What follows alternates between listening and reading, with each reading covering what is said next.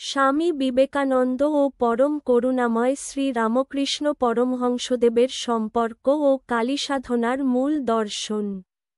স্বামী বিবেকানন্দ এবং শ্রী রামকৃষ্ণ পরমহংসদেবের সম্পর্ক গুরু ও শিষ্যের আদর্শ সম্পর্কের এক অনন্য দৃষ্টান্ত।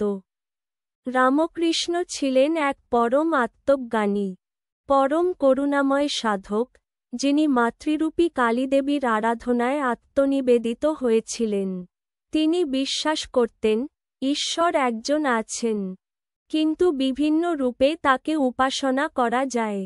তার সবচেয়ে বড় অবদান ছিল এই সার্বজনীন ধর্মভাবনা এবং জীবে ঈশ্বর দর্শন, মানুষের সেবায় ঈশ্বর সেবা। স্বামী বিবেকানন্দ, যিনি জন্মেছিলেন নরেন্দ্রনাথ দত্ত নামে, ছিলেন যুক্তিবাদী ও বুদ্ধিবৃত্তিসম্পন্ন এক তরুণ। তার ঈশ্বর সম্পর্কে গভীর প্রশ্ন ছিল, তুমি কি ঈশ্বরকে দেখতে পাও? এই প্রশ্ন নিয়েই তিনি একসময় রামকৃষ্ণদেবের শরণাপন্ন হন।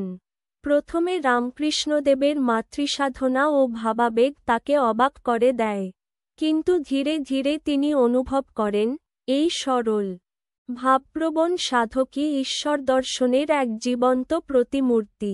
রামকৃষ্ণদেব কালীসাধনায় ছিলেন সম্পূর্ণ নিমগ্ন।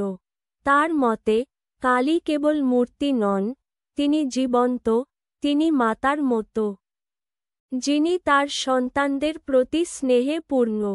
তিনি বলতেন, আমার মা কালী, যার মধ্যে সব কিছু আছে, সব রূপ, সব ধর্ম, তিনিই রুক্ষ, তিনিই শক্তি, তিনিই প্রকৃতি। এই ভাবই নরেন্দ্রনাথের মনে গভীর প্রভাব ফেলে। প্রথম দিকে নরেন্দ্রনাথ কালী পূজাকে মানতেন না।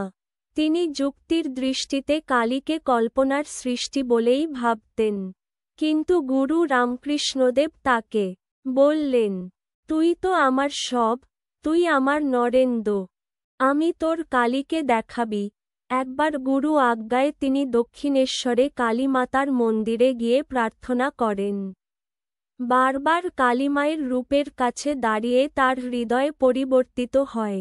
তিনি অনুভব করেন মাতৃরূপের সেই অসীম করুণা, প্রেম ও শক্তি।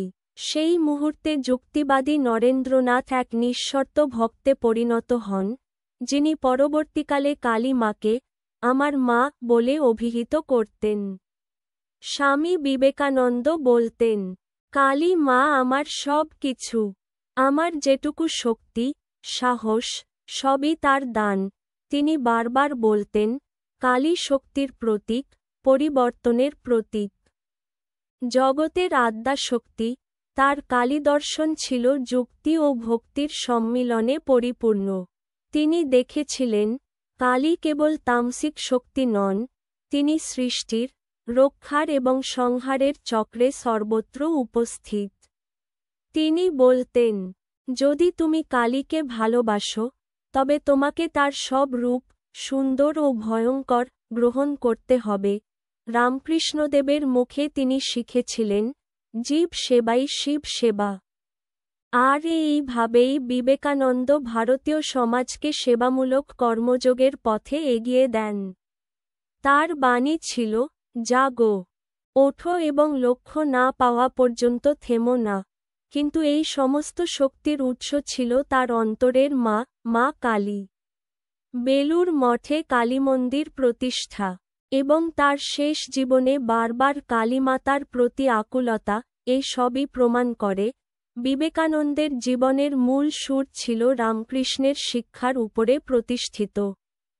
আর সেই শিক্ষার কেন্দ্রবিন্দুতে ছিলেন মা কালী।